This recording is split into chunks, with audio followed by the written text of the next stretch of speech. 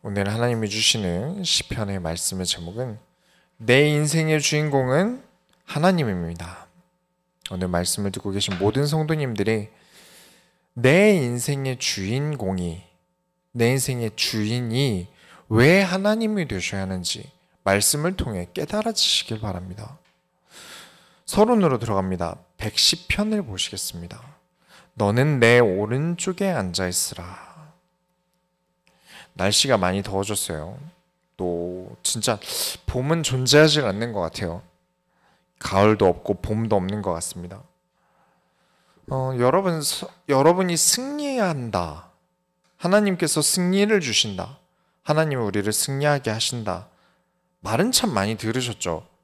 근데 어떻게 승리하게 하는지는 아십니까? 그러면 로또를 긁으면 당첨이 될까요? 갑자기 아무것도 안 했는데 통장에 돈이 막 들어올까요? 기도했는데 직장 상사가 나를 안 괴롭힐까요? 하나님이 이루신 승리 중에, 하나님이 이 땅에서 이루신 승리 중에 가장 큰 승리가 무엇인지 아십니까? 히스기야 때 18만 5천을 이긴 거? 다윗이 승리하게 하신 거? 아닙니다. 예수님께서 십자가를 통해서 이루신 구원이 가장 큰 승리입니다. 예수님의 승리가 가장 큰 승리예요. 이 시편 110편은 예수님에 대한 시입니다. 동시에 우리의 승리 역시 예수님과 같은 승리로 하나님께서 이루신다는 것을 보여줍니다. 어떻게 우리가 예수님과 같이 이 세상의 구원을 이루는 승리를 이루겠습니까? 1절을 보시면 여호와께서 내 주에게 말씀하시기를 내가 내 원수들로 내 발판이 되게 하기까지 너는 내 오른쪽에 앉아있으라 하셨도다. 여호와께서 내 주에게 말씀하시기를, 예수님께서, 하나님께서 말씀하시기를 너는 내 오른쪽에 앉아있으라. 그래서 사도행전을 보면 예수님께서 보좌 옆에 앉으셨다라고 얘기를 하시는 거죠. 우리는 언제나 하나님께 꼭 붙어 있어야 합니다. 그냥 붙어 있다는 것입니까? 오른쪽에 앉는다라는 것은 권위 곁에 앉는다는 거예요. 내가 주인공이 되려면 내가 가운데 앉아야죠. 그게 아니라 오른쪽에 앉으십니다. 나의 주인은 하나님이십니다. 하나님이 나의 배경이 되시고 나는 하나님의 곁에 있습니다. 우리 하나님 자녀들이, 성도들이, 특히 소원교회 성도들이 승리는 언제나 하나님 곁에 의지함으로 얻는 승리가 되시기 바랍니다. 3절을 보시면 주의 권능의 날에 주의 백성이 거룩한 옷을 입고 즐거이 헌신하니 새벽 이슬 같은 주의 청년들이 주께 나오는도다. 청년이라고 번역이 되었을 뿐이지 그냥 젊은 사람 정도로 해석하셔야 됩니다. 어리다니까 청년도 포함되긴 하겠지만 모든 젊은 사람들을 포함을 해요. 어디까지가 젊은 청년의 때라고 보십니까? 20대? 10대? 30대쯤은 돼야 되겠죠? 아닙니다. 거룩한 옷을 입고 즐거이 헌신하는 모두가 젊습니다. 하나님께 즐겁게 헌신하는 영혼의 나이가 어디 있습니까? 영혼의 나이가 있습니까? 영혼은 나이를 먹지 않아요. 육신만 나이를 먹습니다. 그 육신이 더는 하나님께 헌신을 할 수 없는 때까지 우리는 젊은 겁니다. 여러분은 젊습니다. 하나님께 헌신하는 젊음을 누리시기 바랍니다. 하나님께서 나의 배경이 되시고 하나님이 나의 주인공이 되시고 하나님께 헌신하며 살아가면 하나님은 우리에게 승리하게 하신다. 우리를 승리케 하시는 예수님은 어떤 분이십니까? 4절을 보시면 영원한 제사장이라. 십자가에서 영원히 우리의 죄를 대속하는 영원한 제사장이라. 5절을 보시면 주의 오른쪽에 계신 주께서 그의 노하시는 날에 왕들을 쳐서 깨트릴 것이라. 예수님께서 부활하신 때에 사탄의 머리가 박살나며 우리가 하나님께 나아갈 담력을 얻었습니다. 우리가 세상에서 이루는 승리는요, 그냥 내가 잘 되는 것이 아니라 하나님이 나의 주인이 되시고 주인공이 되셔서 그 권위 옆에서 얻는 승리입니다. 내가 하는 승리가 아니에요. 그래서 오늘 무엇이 이토록 우리에게 하나님이 주인공이 되셔야 하는지, 그래야만 우리가 승리하는지 계속해서 확인해 보도록 하겠습니다. 본론으로 들어갑니다. 시편 111편부터 113편까지를 볼게요. 여러분은 늘 정직하며 늘 경외하는 종의 모습을 띄고 계셔야 합니다. 이 111편부터 113편까지는 전부 할렐루야로 시작을 해요. 그래서 묶음으로 되어 있습니다. 111편 1절에 할렐루야 내가 정직한 자들의 모임과 회중 가운데에서 전심으로 여호와께 감사하리로다. 내가 주인공이 되고 싶어하는 사람들 어떻습니까? 남이 주목받을 때 엄청 시기해요.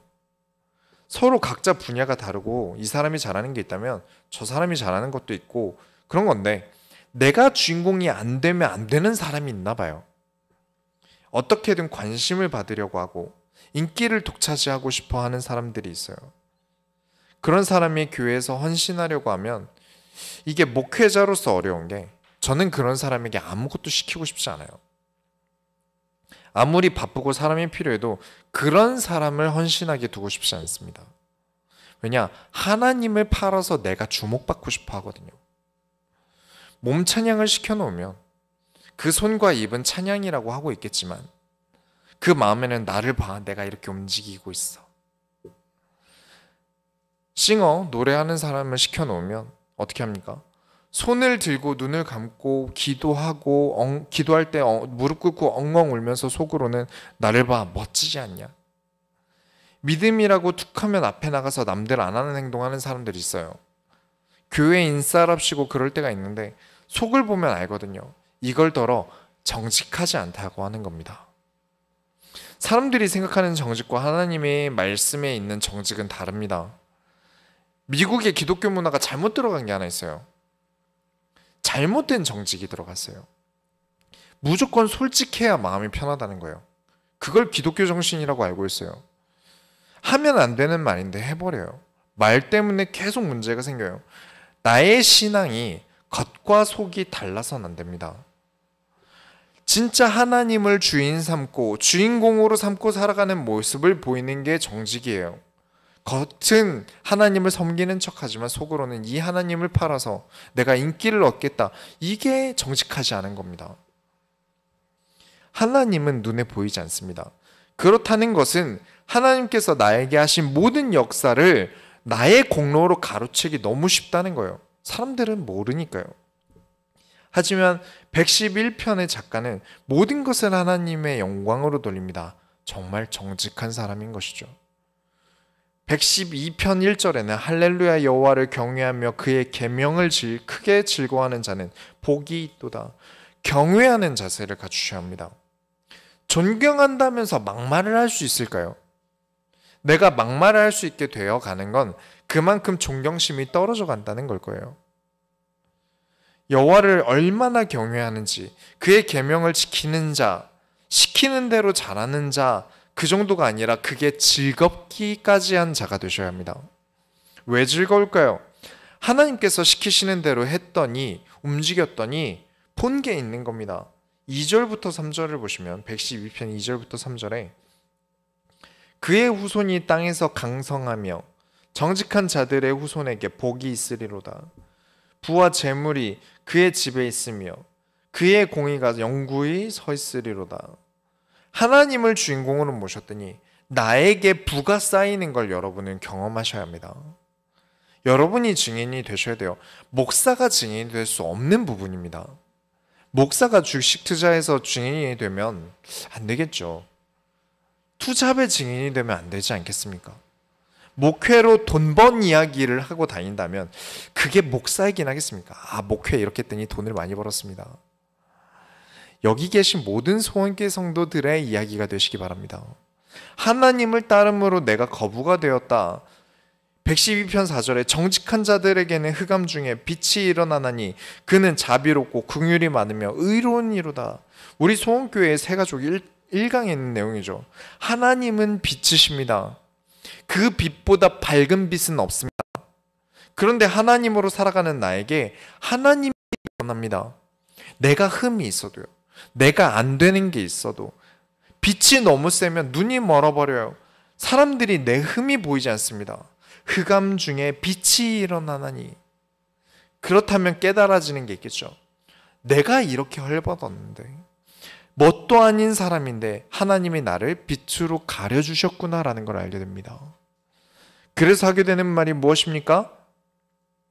4절을 다시 보시면 빛이 일어나나니 그는 자비롭고 긍휼이 많으며 의로운 이로다. 하나님이 긍휼로 나를 덮어주셨구나. 의로운 이시구나. 알게 됩니다.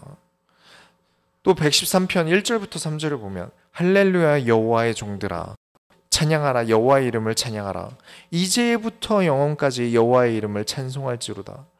해 돋는 데에서부터 해 지는 데까지 여호와의 이름이 찬양을 받으시리로다. 아주 고전 찬양으로 만들어진 시편인데 아시는 분들은 다 아시죠? 뭔가 극찬할 만한 단어가 더는 없을 때 사람들은 자신을 깎아요. 와, 그 사람 노래 엄청 잘해. 근데 이것보다 더 크게 불려 이야기를 하고 싶은데 더 위로는 뚫고 나갈 말이 없어요. 그러면 이렇게 말하게 되죠. 아, 그 사람에 비하면 나는 그냥 흉내 내는 거지. 이렇게 낮춰 얘기하게 됩니다. 여러분의 종됨은 그렇게 되셔야 합니다. 여러분의 종됨은 자존심이 상할 일이 아닙니다. 하나님의 종이 되겠다는 것은 절대 여러분에게 흠이 되고 자존심이 상할 일이 아니에요. 하나님께서 주인이 되신다, 하나님의 뜻대로 산다는 말에 반감이 생긴다는 건 아직 하나님이 얼마나 크신 존재인지 보지 못했다는 겁니다. 다 내가 노력하면 되지. 열심히 살면 살게 되어 있어. 절대요. 이 악물고 노력해도요. 2020년 이후로는 절대 내 집 마련 못합니다. 월급으론 택도 없어요.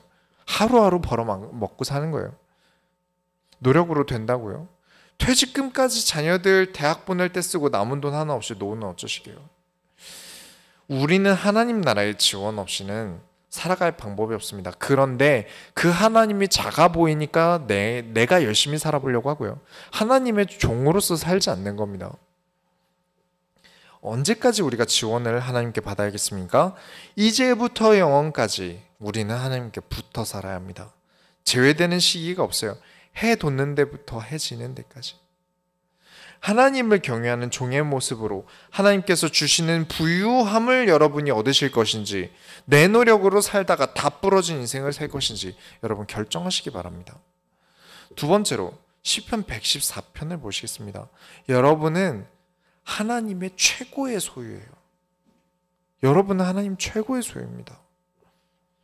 114편 1절에 이스라엘이 애굽에서 나오며 야곱의 집안이 언어가 다른 민족에게서 나올 때, 이스라엘이라는 나라에게 있어서 가장 중대한 사건이라고 하면 출애굽 사건입니다. 거진 조상에 대한 이야기, 먼 옛날 이야기라고 하면 10중 8구는 출애굽 이야기를 하고 있는 거예요. 지난번에 한번 말씀을 드렸죠. 나라의 3요소가 있습니다. 영토, 국민, 주권이죠. 그런데 이스라엘은 주권도 없고 영토도 없었어요. 그런데도 불구하고 하나님은 이스라엘을 나라라고 부르셨습니다. 이유가 무엇이었죠? 114편 2절을 보시겠습니다. 오늘 본문인데, 유다는 여호와의 성소가 되고 이스라엘은 그의 영토가 되었도다. 아무것도 없는 노예 민족에게 너희 하나님은 너희는 나의 집이다. 그의 영토가 되었도다. 너희는 나의 땅이다. 최고의 소유물이 무엇입니까? 자녀라고 할 수 있겠지만 사실 자녀는 소유물은 아니죠. 역시 최고는 부동산 아닙니까? 하나님의 자녀인 여러분이 하나님의 최고의 자산입니다. 나의 땅이다. 가장 소중한 자산이에요. 뭣도 없지만, 가진 거 없지만, 뭐 보여줄 만한 거 없지만 저와 여러분은 하나님의 가장 소중한 자산으로 하나님이 찍으셨어요. 114장 3절에 바다가 보고 도망하며 요단은 물러갔으니, 바다는 홍해를 말합니다. 요단은 요단강을 말해요. 사람들은 모르겠죠.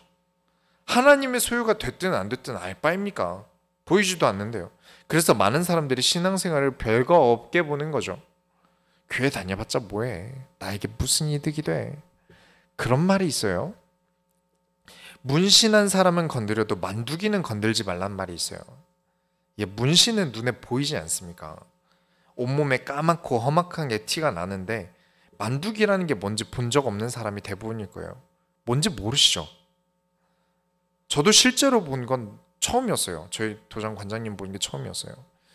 귀가 만두 모양처럼 변한 거예요. 일반 사람 귀가 아니라. 이게 5년은 열심히 운동해야 생기는 거라고 하더라고요. 그런데 문신하신 분들은 한 달에 한 번 싸울까 말까 할 거예요. 한 1년에 몇 번이나 싸움을 하겠어요. 그런데 이 만두 귀신 분들은 매일마다 싸우신 분들인 거죠. 매일마다 싸워야 돼요. 증명해야 되니까요. 얘기가 다르죠. 그런데 뭐가 만두기인지도 잘 모르시죠. 사람들은 그럴 겁니다. 뭣도 모르는 사람들은 이스라엘 백성을 보면서 노예 민족이다 무시했어요. 뭐 약탈할 거 없나? 광야에서 전쟁을 일으키고요. 이스라엘 백성이 가는 길을 다 틀어 막았어요. 그러는 거겠죠. 무시하고 있으니까요. 그런데 하나님이 배경이 되셨다. 그걸 몰라서 하는 짓이었습니다. 그래서 다 패한 거예요. 천지 만물은요, 죄가 없습니다. 원죄가 없어요. 누가 동물이 지옥 간다, 천국 간다 말하면 그냥 무시하세요. 그런 사람은 그냥 들어줄 필요가 없습니다. 원죄도 없는 게 무슨 지옥을 갑니까? 동물, 식물의 죽음 이유는 인간이 생각할 수 있는 영역이 아닙니다. 그렇게 바다와 강을 두고 은유적으로 표현한 거예요. 바다가 보고 도망하며 요단강은 물러갔으니. 여러분의 배경은 다릅니다. 고작 아빠가 어디 사장님이고 회장님이고 이런 게 배경 아니에요. 여러분의 배경은 하나님이십니다. 바다가 도망할 만큼, 강이 도망할 만큼 여러분의 배경은 하나님이십니다. 근데 자꾸 자신이 주인공이 되려고 하고 하나님 없이 살아가려고 하고 교회는 취미로 다니고 내 인생이라는 크게 상관없고 바보입니다. 뭐 역세권, 학업 성취를 위한 목동이사, 그런 부동산 가격이 어마어마한 거 아시죠? 누가 어디에 살고 있는가, 그 지역계 무엇 때문에 비싼가 아시지 않습니까? 하나님이 여러분을 땅이라고 여기시고 사신답니다. 하나님이 집이라고 하시고 하나님이 땅이라고 하십니다. 여러분의 진짜 가치는요, 여러분의 능력, 학벌로 점쳐지는 게 아닙니다. 그걸 보는 건 정말 눈이 없는 사람이에요. 여러분의 진짜 가치는 하나님의 소유물로서 얼마나 자주 쓰임받느냐에 따라 달려 있습니다. 여러분, 티파니에서의 아침을이라는 영화 보셨습니까? 보신 분 계세요? 이 영화에 쓰인 대본이 경매로 9억 7천만 원에 팔렸습니다. 비틀즈라는 그룹 아시죠? 여기 있던 드럼이 경매로 26억에 팔렸어요. 마리 앙뚜아네트가 사용했던 펜던트 진주가 386억에 팔렸습니다. 진짜 커지는 가치는 그 물건을 누가 썼느냐에 따라 달라집니다. 그런데 하나님이 여러분을 하나님 자신의 소원을 이루는 데 사용하신다지 않습니까? 여러분을 소유로 부르시고 하나님 나라의 확장을 위해 사용하신다고 하십니다. 그러면 내 가치는 달라져요. 그런데 왜 자꾸 내 가치를 다른 데서 만들려고 하십니까? 하나님 나라의 확장을 위한 일을 가세요. 스펙은 그래서 쌓는 겁니다. 하나님 나라의 일을 위해서. 하나님이 쓰시기 좋은 모습으로 바뀌기 위해 공부도 하고 운동도 하는 거예요. 제가 천국에 갔을 때, 저를 기록하는 심판대 위에 올라갈 때, 저의 기록이 있는 심판대에 올라갈 때 사람들이 한숨 쉬는 창피한 걸음이 창피한 인생이 되고 싶지 않습니다. 경매로 치면 수천억이 나올 만한 인생을 살다 가야지 않겠습니까? 여러분이 그런 가치를 얻는 인생이 되시기 바랍니다. 하나님이 쓰셨다라는 프리미엄이 붙으시기 바랍니다. 세 번째로 시편 116편에 유일한 내 편이 누군지 아셔야 돼요. 이건 누구의 이야기일까요? 부부 이야기일까요? 뭐 전체적으로 맞긴 하죠. 하지만 모든 것의 편이 되지는 않을 거예요. 남자와 여자는 너무나 다르니까요. 하나님만이 여러분의 진짜 가족이 되십니다. 116편 1절부터 2절에 하나님께서 내 음성과 내 간구를 들으심으로 내가 그를 사랑하는도다. 그의 귀를 내게 기울이셨으므로 내 평생에 기도하리로다. 하나님을 아직 사랑하지 못하신다는 것은, 하나님을 아직 사랑하지 못한다는 것은 여러분의 마음을 터놓을 거리가 아직 좁혀지지 않은 걸 거예요. 이 시편을 쓴 사람이 얼마나 엄청나게 힘들었나 봅니다. 3절을 보면 사망의 줄이 나를 두르고 스올의 고통이 내게 이름으로 내가 환난과 슬픔을 만났을 때, 스올이라고 표현되는 게 지옥을 얘기하는 겁니다.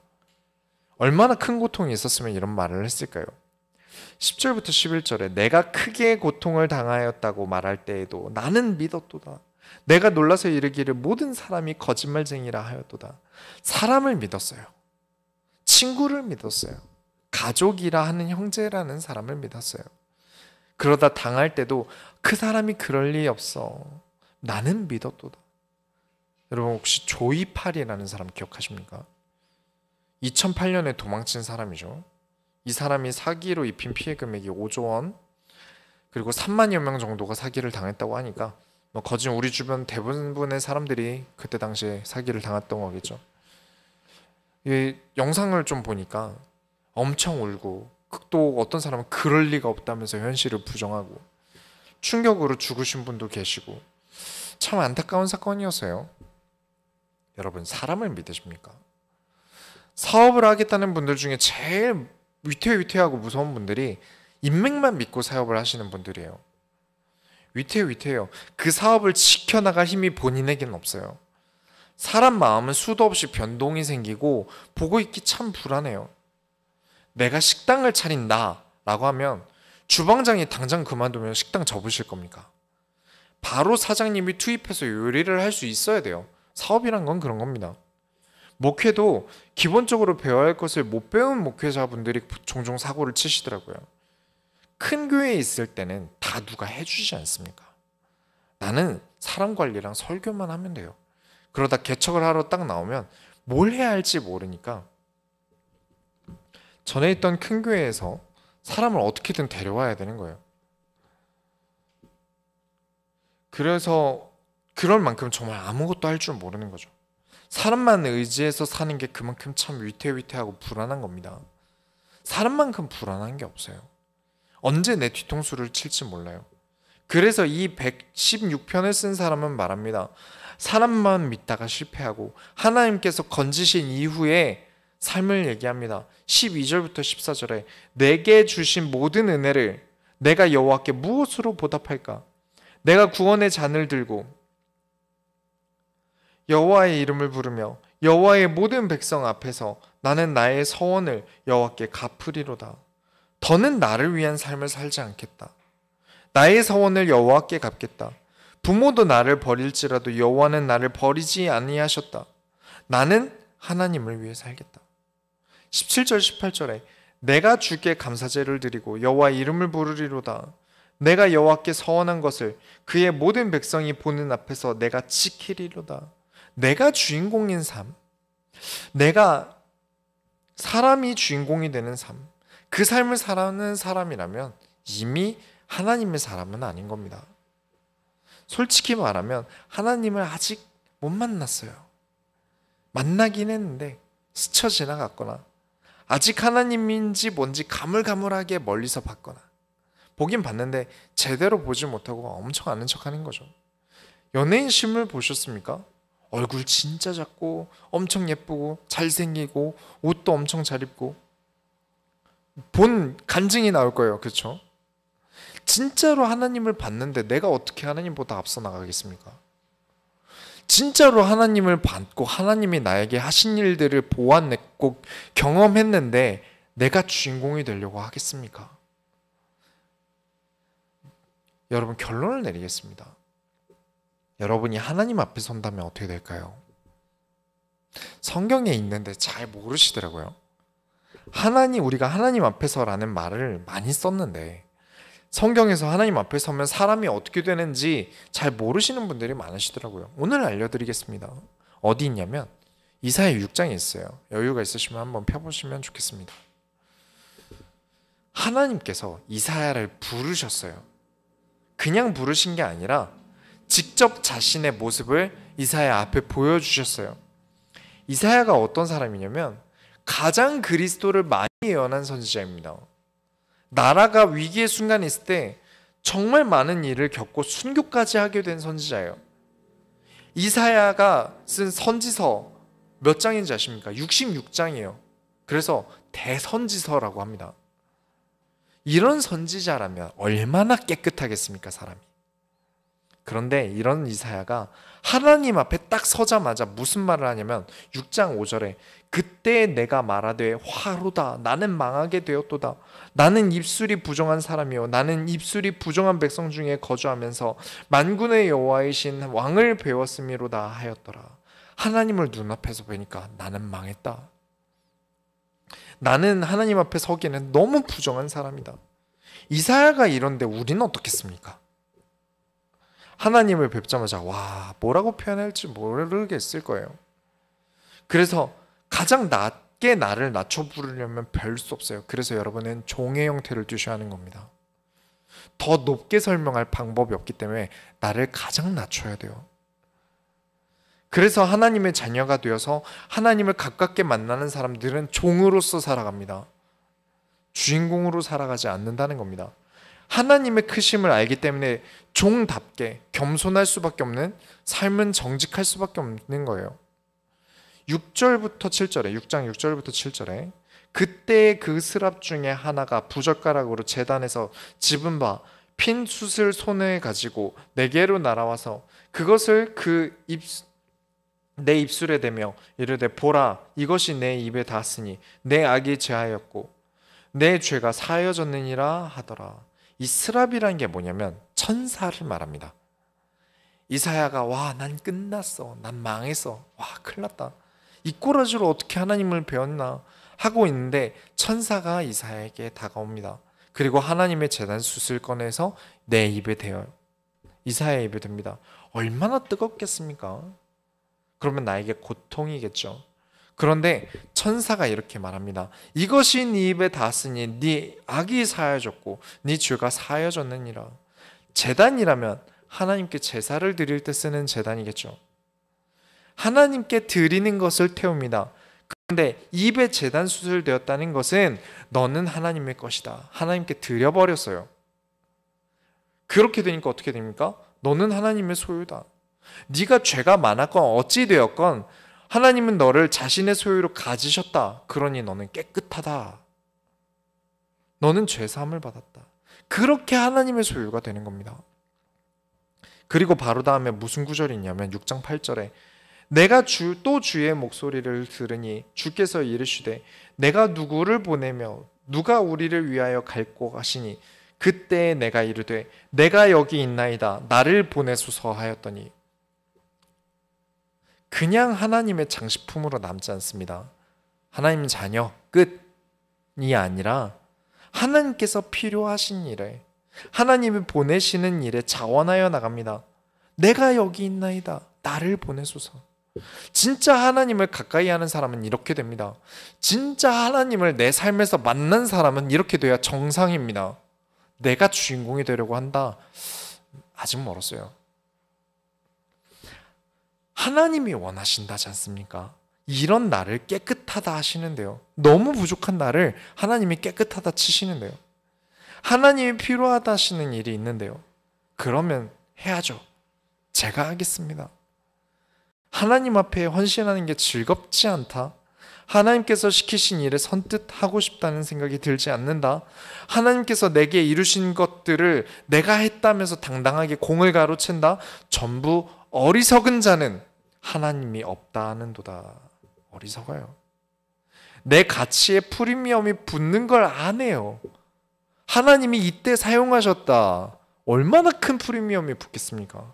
몸값을 올리세요. 여러분 때문에 바다가 도망하고 산이 움직일 만큼 여러분의 가치를 올리세요. 종이 된다는 것은 내 가치가 낮아지는 게 아닙니다. 하나님의 손이 묻은 프리미엄을 붙이세요. 여러분은 소원교회 성도입니다. 흔한 사람이 아니에요.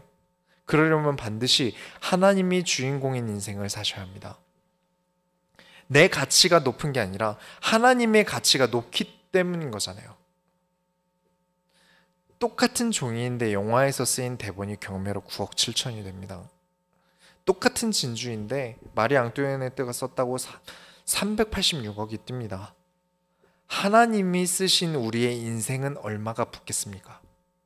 반드시 하나님께 쓰임받고자 하시길 바랍니다. 우리가 하나님의 소원을 이루어드립시다. 하나님 감사합니다. 하나님과 함께하며 말씀으로 나아가며 그 동행 속에 하나님의 쓰임을 받기 원합니다. 하나님, 우리의 종된 모습을 사용하여 주옵소서. 살아계신 예수 그리스도의 이름으로 기도드렸습니다. 아멘.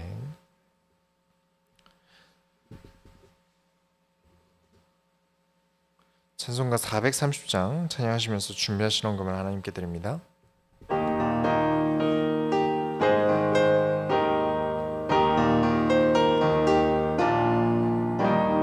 주와